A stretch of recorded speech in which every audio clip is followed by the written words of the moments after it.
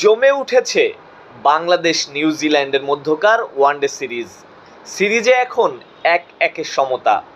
Series জয়ের জন্য মুখিয়ে আছে দুই দল।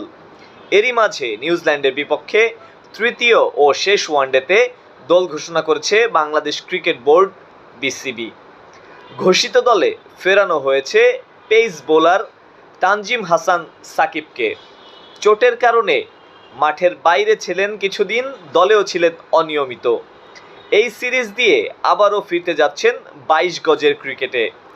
যদিও প্রতিদ্বন্দ্বিতাপূর্ণ পেস আক্রমণে তার জায়গা হবে কিনা তা নিয়ে সংশয় থেকেই যাচ্ছে।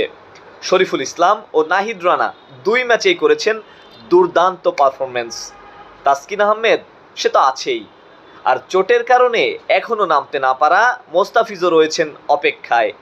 দেখা যাক কে জায়গা পায় দলে, সাকিব নাকি মোস্তাফিজ, জানা যাবে আগামীকাল।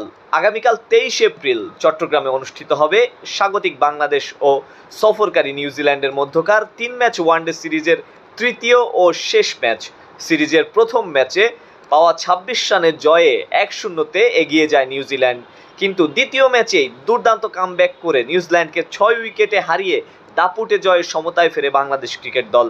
চট্টগ্রামের ম্যাচটি তাই হয়ে উঠেছে সিরিজ নির্ধারণী ম্যাচ, অঘোষিত ফাইনাল। কে হাসবে শেষ হাসি?